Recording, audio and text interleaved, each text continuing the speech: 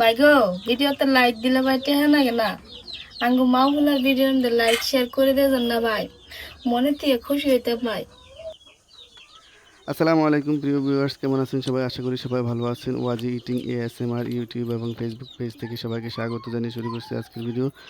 প্রিয় ভিউয়ার্স, আমাদের আজকে এখানে রান্না করা হয়েছে চাল কুমড়া, পুঁই শাক আর আলু দিয়ে বড় রুই মাছ।